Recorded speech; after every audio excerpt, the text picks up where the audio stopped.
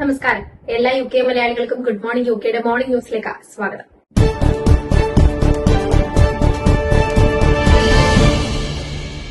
Middle east സംഘർഷം തുടരുന്ന സാഹചര്യത്തിൽ ഹോർമസ് കടലിടുക്ക് വീണ്ടും തുറക്കേണ്ടതിന്റെ ആവശ്യകതയെക്കുറിച്ച് പ്രധാനമന്ത്രി കെയർ സ്റ്റാമറും യുഎസ് പ്രസിഡന്റ് ഡൊണാൾഡ് ട്രംപും ചർച്ച നടത്തി. ഞായറാഴ്ച വൈകുന്നേരം നടന്ന ഫോൺ സംഭാഷണത്തിൽ ആഗോള ഊർജ്ജ വിപണിയിൽ സ്ഥിരത ഉറപ്പാക്കാൻ ഹോർമസ് കടലിടുക്ക് വീണ്ടും തുറക്കേണ്ടത് അത്യാവശ്യമാണെന്ന് നേതാക്കൾ സമ്മതിച്ചതായി ഡൌണിംഗ് സ്ട്രീറ്റ് വക്താവ് അറിയിച്ചു. അതിനിടെ യുദ്ധം മൂലം ഉയർന്നുവരുന്ന ജീവിത ചെലവും എനർജി വിലയും സംബന്ധിച്ച് ചർച്ച ചെയ്യുന്നതിനായി bank of England governor Andrew Bailey ഇന്ന് യോഗം ചേരും. പ്രധാനമന്ത്രി അധ്യക്ഷത വഹിക്കുന്ന യോഗത്തിൽ ഉയർന്ന നേതാക്കളും പങ്കെടുക്കും.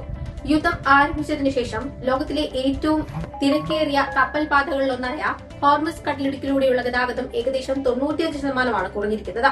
ലോകത്തിലെ എണ്ണയുടെയും ദ്രവീകൃത പ്രകൃതിവാതകത്തിന്റെയും ഏകദേശം 20% സാധാരണയായി ഇതുവഴിയാണ് കടന്നുപോകുന്നത്.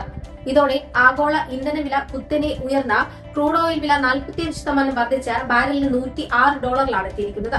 അതേസമയം കടലിടുക്ക് തുറക്കാത്ത പക്ഷം ഇറാനിലെ വൈദ്യുതി നിലയങ്ങൾ പൂർണ്ണമായും നശിപ്പിക്കുമെന്ന ട്രംപിന്റെ മുന്നറിയിപ്പിന് മറുപടിയായി അമേരിക്ക ഈ നടപടി സ്വീകരിച്ചാൽ ഗൾഫ് മേഖലയിൽ യുഎസുമായി ബന്ധപ്പെട്ട എനർജി കേന്ദ്രങ്ങളെ ലക്ഷ്യം വെക്കുമെന്ന് ഇറാനും അറിയിച്ചിരുന്നു.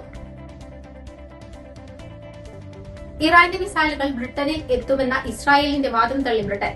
ടെഹ്റാന്റെ പക്കൽ യൂറോപ്പിലും ഏഷ്യയിലും ആഫ്രിക്കയിലേക്കും എത്താൻ പ്രാപ്തമായ മിസൈലുകൾ ഉണ്ടെന്നായിരുന്നു ഡിഗോഗാഷിക്കെതിരായ ഇറാൻ ആക്രമണത്തിന് പിന്നാലെ ഇസ്രായേൽ പ്രതികരിച്ചത്. എന്നാൽ അത്തരം അവകാശവാദങ്ങളെ സാധൂകരിക്കുന്ന തരത്തിലുള്ള റിപ്പോർട്ടുകൾ ഒന്നുമില്ലെന്ന് മന്ത്രി സ്റ്റീവ് റീഡ് വ്യക്തമാക്കി. സ്വന്തം രാജ്യത്തെയും പൌരന്മാരെയും സംരക്ഷിക്കാൻ ബ്രിട്ടൻ പൂർണ്ണ പ്രാപ്തമാണെന്നും സ്റ്റീവ് റീഡ് കൂട്ടിച്ചേർത്തു. ഇന്ത്യൻ മഹാസമുദ്രത്തിലെ ചാഗോസ് ദ്വീപുകളിലുള്ള യുഎസ് UK സംയുക്ത സൈനിക താവളത്തിന് നേരെ ഇറാൻ ആക്രമണം നടത്തിയതിന് പിന്നാലെയാണ് ഈ ചർച്ചകൾ ഉയർന്നുവന്നത്. ഇറാനിൽ നിന്ന് ഏകദേശം 3800 കിലോമീറ്റർ അകലെയുള്ള ദ്വീപിലാണ് ഇറാന്റെ ആക്രമണം നടത്തിയിരുന്നത്. ഡിഗോഗാഷിക്ക് നേരെ ഇറാൻ 2 ബലിസ്റ്റിക് മിസൈലുകൾ തൊടുത്തുവിട്ടതായി റീഡ് സ്ഥിരീകരിച്ചിരുന്നു. ലണ്ടനിൽ ഏറ്റവും കൂടുതൽ ജൂതസമൂഹം താമസിക്കുന്ന പ്രദേശത്ത് പ്രവർത്തിക്കുന്ന ജൂത വോളണ്ടിയർ റെസ്ക്യൂ ഓർഗനൈസേഷന്റെ നിരവധി ആംബുലൻസുകൾ തീവച്ച് നശിപ്പിച്ചു. മഷസി ഹഡാസ് സിനോഗോഗിന് പുറത്ത് ഇന്ന് പുലർച്ചെയാണ് ആക്രമണമുണ്ടായത്. ഇത് സെമിറ്റിക് വിരുദ്ധ ആക്രമണമായി കണക്കാക്കുന്നുവെന്ന് പോലീസ് അറിയിച്ചു. വാഹനങ്ങളിൽ ഉണ്ടായിരുന്ന ഓക്സിജൻ സിലിണ്ടറുകൾ പൊട്ടിത്തെറിച്ചതിനെ തുടർന്ന് വലിയ ശബ്ദത്തോടുകൂടി വാഹനങ്ങൾ പൊട്ടിത്തെറിക്കുകയായിരുന്നു. ആക്രമണത്തിന് പിന്നാലെ 3 പേർ വാഹനങ്ങൾക്കരികിലേക്ക് എത്തുന്നതും തുടർന്ന് തീപിടുത്തം ഉണ്ടായ ശേഷം ഓടി രക്ഷപ്പെടുന്നതുമായ CCTV ദൃശ്യങ്ങൾ സോഷ്യൽ മീഡിയയിലും പ്രചരിക്കുന്നുണ്ട്. ഒരാൾ കൈയിൽ കാനിസ്റ്റർ പിടിച്ചിരിക്കുന്നതും ദൃശ്യങ്ങളിൽ കാണാം. സംഭവത്തെക്കുറിച്ചുള്ള അന്വേഷണം ആരംഭിച്ചതായും പ്രതികളെ ഉടൻ പിടികൂടാൻ സാധിക്കുമെന്നാണ് കരുതുന്നതെന്നും അന്വേഷണ ഉദ്യോഗസ്ഥർ വ്യക്തമാക്കി. ഇംഗ്ലണ്ടിലും വെയിൽസിലും ചെറിയ കാല തടവ് ശിക്ഷകളിൽ വലിയ മാറ്റം വരുത്തുന്ന പുതിയ നിയമം ഇന്നു മുതൽ രാജ്യത്ത് പ്രാബല്യത്തിൽ വരും. 1 വർഷം വരെ തടവ് ശിക്ഷ ലഭിക്കാവുന്ന കുറ്റവാളികൾക്ക് ഇനി സാധാരണയായി നേരിട്ട് ജയിൽ ശിക്ഷ നൽകാതെ സസ്പെൻഡ് ശിക്ഷ നൽകാനാണ് കോടതികൾക്ക് നിർദ്ദേശം. പ്രത്യേകമായോ അപൂർവമായോ സാഹചര്യങ്ങളിൽ മാത്രമേ ചെറുകാല തടവ് ശിക്ഷ നൽകാനാകൂ. ജനുവരി മാസത്തിൽ പാസാക്കിയ ദി സെന്റൻസിംഗ് ആക്ട് 2026 പ്രകാരമാണ് ഈ മാറ്റങ്ങൾ. ജയിലുകളിലെ തിരക്ക് കുറയ്ക്കുകയും കുറ്റവാളികളുടെ പുനരധിവാസം മെച്ചപ്പെടുത്തുകയും ചെയ്യുക എന്നതാണ് സർക്കാർ ഇതിലൂടെ ലക്ഷ്യമിടുന്നത്. പുതിയ നിയമപ്രകാരം ജഡ്ജിമാർക്ക് 3 വർഷം വരെ തടവ് ശിക്ഷ സസ്പെൻഡ് ചെയ്യാനും കഴിയും. ഇതുവഴി ജയിലുകളിൽ പ്രവേശിക്കുന്നവരുടെ എണ്ണം കുറയുമെന്നാണ് പ്രതീക്ഷ. ഇന്നു മുതൽ കുറ്റക്കാരായി കണ്ടെത്തപ്പെടുന്നവർക്കാണ് ഈ നിയമം ബാധകമാക്കുക. ഇതിനു മുമ്പ് കുറ്റക്കാരായി കണ്ടെത്തി ശിക്ഷ വിധിച്ചവർക്ക് ഈ ആനുകൂല്യം ലഭിക്കില്ല. ഇംഗ്ലണ്ടിലെ ഫർണിംഗ്ഹാമിന് സമീപമുണ്ടായ വാഹനാപകടത്തിൽ ഒരു പോലീസ് ഉദ്യോഗസ്ഥൻ മരണപ്പെട്ടു. 27 വയസ്സുകാരനായ ബ്രാഡ്ലി ക്രോക്കാണ് മരണപ്പെട്ടത്. വ്യാഴാഴ്ച വൈകുന്നേരം 8:20 ലണ്ടൻ റോഡിൽ ബട്ടൺ സ്ട്രീറ്റുമായി ചേരുന്ന ഭാഗത്താണ് അപകടമുണ്ടായത്. ഗുരുതരമായി പരിക്കേറ്റ പോലീസ് ഓഫീസറെ ആശുപത്രിയിൽ പ്രവേശിപ്പിച്ചിരുന്നുവെങ്കിലും ജീവൻ രക്ഷിക്കാനായില്ലെന്ന് കെന്റ് പോലീസ് അറിയിച്ചു. പോലീസ് വാഹനവും മറ്റൊരു കാറും തമ്മിലാണ് അപകടമുണ്ടായത്. മറ്റൊരു പോലീസ് ഉദ്യോഗസ്ഥരും കാറിലുണ്ടായിരുന്നുവെന്നും ഒരു വ്യക്തിക്കും ഗുരുതരമായി പരിക്കേറ്റിട്ടുണ്ട്. ഇവർ ഇപ്പോഴും ആശുപത്രിയിൽ ചികിത്സയിലാണ്. 2022 മുതൽ കെന്റ് പോലീസ് സേവനം അനുഷ്ഠിച്ചു വരികയായിരുന്ന ബ്രാഡ്ലി ടോൺബ്രിഡ്ജ് സ്റ്റേഷനായിരുന്നു പ്രവർത്തിച്ചിരുന്നത്. സംഭവവുമായി ബന്ധപ്പെട്ട് കൂടുതൽ വിവരങ്ങൾ അറിയുന്നവർ പോലീസുമായി ബന്ധപ്പെടാൻ അഭ്യർത്ഥിച്ചിട്ടുണ്ട്.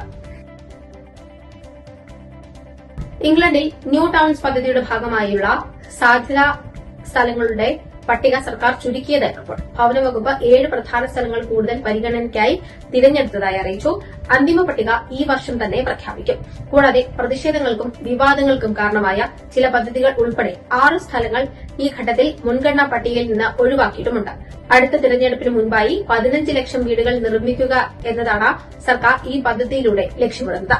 രണ്ടാം ലോക മഹായുദ്ധത്തിനു ശേഷം വികസിപ്പിച്ച പുതിയ നഗരങ്ങളുടെ മാതൃക പിന്തുടരും. ഓരോ പുതിയ നഗരവും 10,000 മുതൽ 40,000 വരെ വീടുകൾ നൽകുമെന്നാണ് കണക്ക്. ഭൂമി വാങ്ങുന്നതിൽ ഉടമകളുമായി ധാരണയാകാത്ത പക്ഷം നിർബന്ധിത ഭൂമി ഏറ്റെടുക്കൽ അധികാരം ഉപയോഗിക്കാമെന്നും സർക്കാർ വ്യക്തമാക്കി. ന്യൂബോൺ കുഞ്ഞുങ്ങളിൽ അപൂർവ ജനിതക രോഗമായ സ്പൈനൽ മസ്കുലർ അട്രോഫി കണ്ടെത്തുന്നതിനുള്ള പരിശോധന സ്കോട്ട്ലൻഡിൽ ആരംഭിച്ചു. ഈ പരിശോധന നടപ്പിലാക്കുന്ന യുകെയിലെ ആദ്യ മേഖലയായ സ്കോട്ട്ലൻഡ് ഇതോടെ മാറി. പേശികൾ ക്രമേണ ദുർബലമാകുന്ന ഈ രോഗം ചികിത്സിക്കാതെ വിട്ടാൽ കുട്ടികളുടെ ആയുസ് 2 വർഷം വരെ മാത്രമായി ചുരുങ്ങാൻ സാധ്യതയുണ്ട്. കുഞ്ഞിന്റെ കാൽമുട്ടിൽ ചെറിയ കുത്തിവയ്പ് നടത്തുന്ന ഹീൽ പ്രിക് ടെസ്റ്റ് വഴിയാണ് SMA കണ്ടെത്തുന്നത്.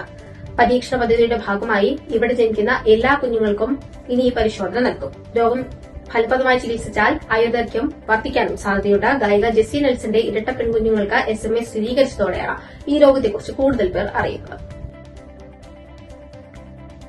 സിപിഎമ്മും ബിജെപിയും തമ്മിൽ പാലക്കാടടക്കം 10 മണ്ഡലങ്ങളിൽ ഡീൽ ഉണ്ടെന്ന കോൺഗ്രസിന്റെ ആരോപണത്തിന് മറുപടിയുമായി മുഖ്യമന്ത്രി പിണറായി വിജയൻ.